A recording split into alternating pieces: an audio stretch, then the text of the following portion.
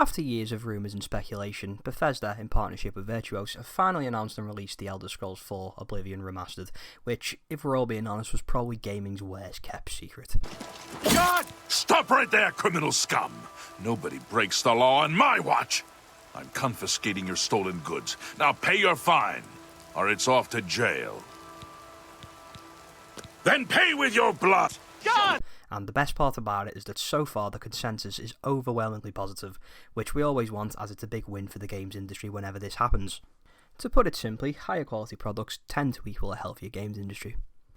Bethesda and Virtuos have probably gone a bit further though than just remastering the game, as some aspects of it are probably more akin to a remake. They've overhauled the combat, changed leveling to be more in line with Skyrim, added the ability to sprint, and have also added dialogue to suit the different races in the game, and also added the ability to become Sir Vancelot. This is all without the graphical overhaul. That in itself is its own sort of unique aspect.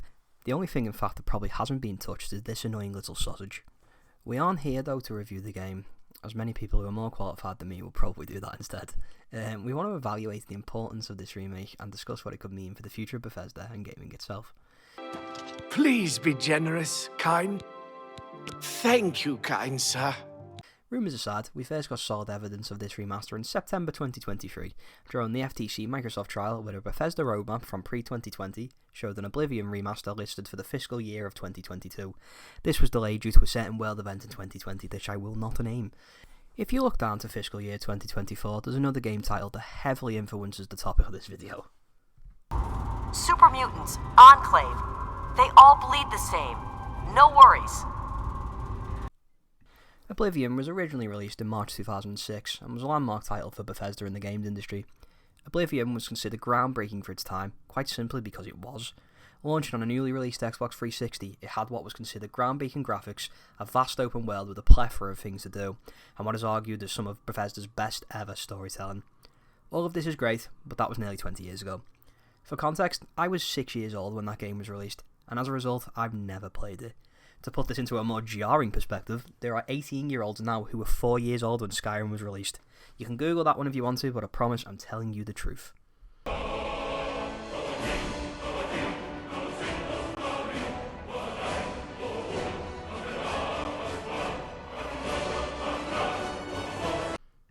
Gaming is currently in this sort of weird place where if something isn't hyper-realistic looking with the cleanest animations of all time, then some people just quite simply will not touch it.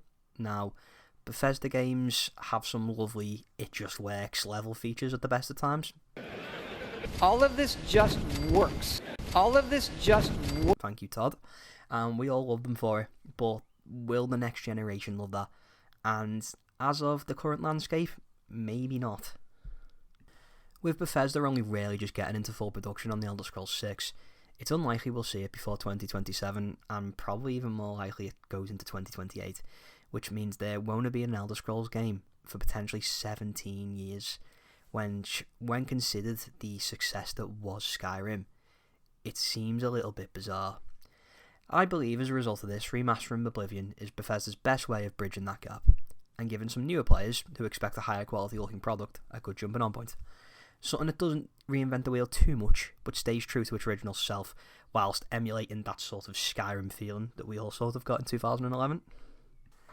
As I said previously, I've never played Oblivion, but I've always been curious about it because of how much I've loved Bethesda games over the years.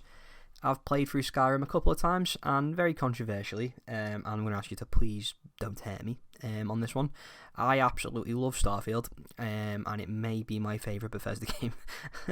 I'm just a sci-fi person over fantasy. It's just how I am, and the sci-fi aspect of Starfield and the going anywhere just has its special charm on me, I'm afraid.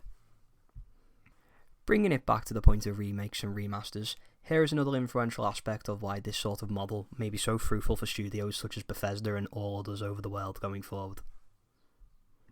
The Fallout TV series was a massive success and made me need sort of a new fix of Fallout, shall we say. I played New Vegas and I played 4.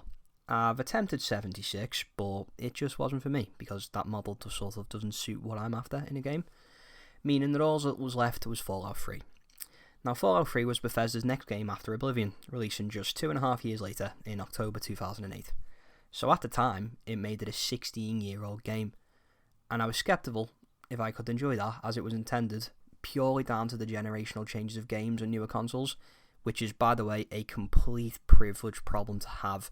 This is not to disregard older games and say that's old, it's not fun. It's just a privilege problem, which is sort of the point of this video and why we're addressing it. As you can imagine, after playing Fallout 3, I obviously absolutely loved it because it is an amazing game and it also has some great DLCs, some of them better than others. You just have to try and get past the fact that Liam Neeson is your main character's dad without constantly looking at him and saying the taken speech. It took some real willpower, but I got there in the end. Some others might not though because they don't have that willpower. I'm very much a gamer who'll give anything a go, so I wouldn't describe myself as being in any sort of particular box of what I like. Yeah, I was still initially skeptical of this amazing game due to its age, and I know for a fact I'm 100% not alone in this category. There are other people who look at things and go, that looks a bit old, I maybe don't fancy that. This is why the Oblivion Remaster being so positively received is important. It opens the door for Bethesda and other companies to follow the same practice and get other teams to help modernise their games while they're working on their next mainline installation of their next flagship title. There probably won't be another mainline Fallout game until after 2030, so giving people a Fallout 3 remaster in, let's say, 2027 may be a good jumping on point. Unfortunately, game development times are currently just way too long and are very quickly becoming quite unsustainable. As a result, there has to be new ways to add content to these beloved franchises for the time being. The Oblivion Remaster is important because it's potentially a first step in breathing new life into the franchises we all know and love. For me, it's almost like receiving a new Elder Scrolls game because, as I said, I'd never played Oblivion before, and now I get to experience its story and DLC for the first time, and that's a great feeling to have.